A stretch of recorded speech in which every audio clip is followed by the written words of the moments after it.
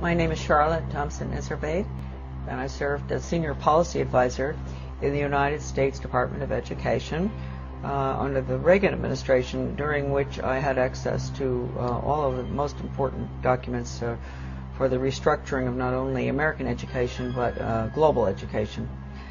And I'm also the author of The Deliberate Dumbing Down of America, which gets into all of this, gives the background of what I saw not only in the Department of Education but as a local school board member.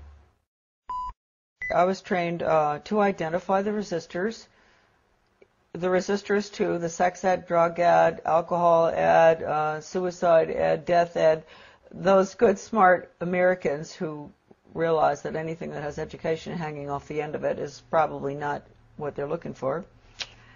I was trained to identify those good people and to go up against them, and actually to go and try to get them to join us through the group process system, make them feel important, get them on a committee. And when that just blew my mind. I have to say, people often ask me, what is it that got you involved in education? Well, finding out what I saw at the local level certainly upset me. When I went and I saw that Americans were being trained to identify resistors, then I got pretty upset. And luckily, there was a big book that came with the in-service training called Innovations in Education, A Change Agent's Guide. And I was able to take that back home with me. Unbelievable examples of how to con the Christians and different people who are upset with what you're trying to do, how to bring them over to your side, case studies, true case studies of educators who had put programs in that normally, in a normal American town, nobody would want them. How did they manage to get them in? How did they con the people? And the other thing was, not only was I trained to identify the resistors, I was trained to go to the important people, high profile, highly thought of people in the community, with the Rotary, Chamber of Commerce, Garden Club, you name it, the different groups in our towns. Go to them and convince them of the importance of these new programs like sex ed, drug ed, I just mentioned all of them, and to get them on your side, because when you can get the leadership in a community to go along with it, then the newspaper comes in and says, a committee's been set up with the head of the Rotary and this and that, and they're all getting behind this task force to discuss whether we're going to have a new sex education program. And then when Mary Jones, who ordinarily would think, why would we want to have a sex education program when we don't have any problems with kids having sex or anything? So she might be concerned. She might be one of the resistors. She reads that her best friend, who's the head of the Garden Club, is on this committee, and she thinks, oh, well, hey, Mary Appleton is on that committee. She's heading it up. It must be okay. So I was taught really how to con the community. They always call everybody by the first name. You have to get very, affectionate with people, and you say, William, I'm so glad you've come to this meeting, and I understand your concerns about this program because, I've had other people. Usually it's the really bright people in the community who have these concerns. And would you like to join our group? The original program was funded by what would subsequently become my office. It was funded by the Office of Research in the U.S. Office of Education, because it was funded early on, about the late 60s. Still funded, by the way.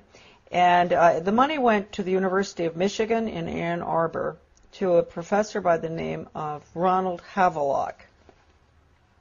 And he was the one that put together the whole training, the whole seminar, the book.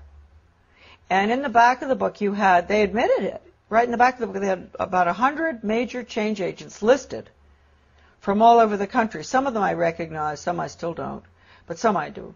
And so this was a very important project. And it was being carried out I'm sure, all over the country, not just where I was. This was in Searsport, Maine, this lovely little town on the coast of Maine, in the school there where the guy came in, the facilitator, not Professor Havelock, but a facilitator, to train us. And these were good people that were there. They were some of the teachers from my school, where I was on the local school board, principals, etc. Normal-looking Americans. You really ask yourself, they must themselves have reacted very much the way I did. That's why I've always had a lot of understanding for teachers that have to go through this stuff. I didn't have to continue going through it. They've had to, through the years, constant training, retraining, sensitivity training, break their values. Right, no wrong. You've got to have all religions represented, so, tolerant of everything, and because that's the New World Order. Disorder, excuse me. Professor Benjamin Bloom is probably the most important behavioral psychologist ever to live. I mean, maybe not quite as much as Pavlov and Skinner, but he really implemented the system in education in the United States. And he was the author of the Taxonomy of Educational Objectives. And I know that doesn't mean much to us. It means a lot to teachers. They know. All teachers have to go through that, Bloom's taxonomy.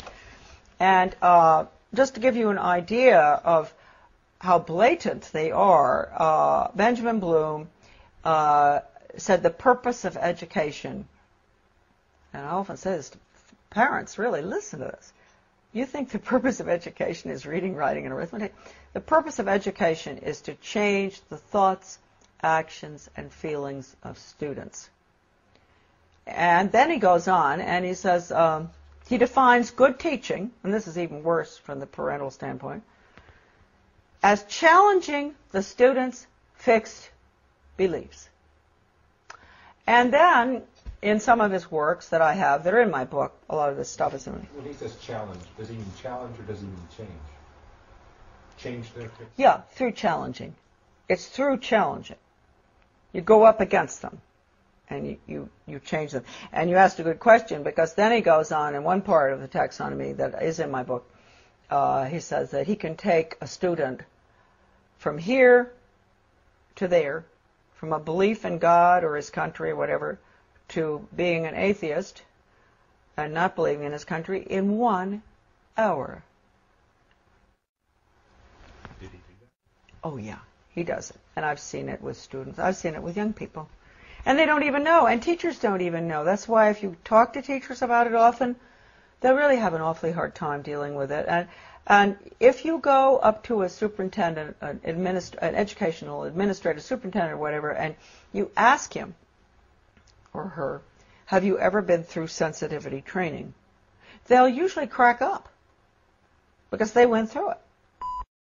They're the worst, those programs. I've been through them. I mean, how can anything be worse than some of the ones that the regular classroom has? But they're the worst. What do they teach the children? To bring about change. They put them through role-playing, psychodrama, all these psychological techniques where they play the part of starving children, and the other one plays the part of a very wealthy industrialist child. And, they bring about the attitude and value change through the emotions.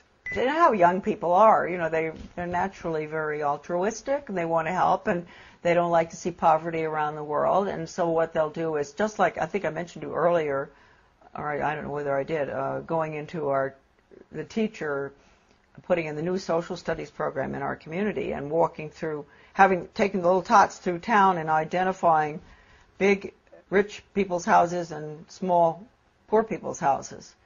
That's a perfect example of what I'm talking about. Getting them young and making them feel sorry for the people who live in the trailer across from the captain's house, because they only eat hot dogs, not steak. And then they'll do the same thing with Ethiopia or wherever, some third world country, showing them the children dying, and then they'll show pictures of our affluence. And what do you eat for breakfast? Oh, you have eggs and bacon and cereal and orange juice and grapefruit and everything. Yum, yum, yum. Do you really think it's fair? Common unity. That's what we call it, common unity. It is no role for the individual in the community, and for everything that goes on in the Soviet Union or communism is based on the community, the commune.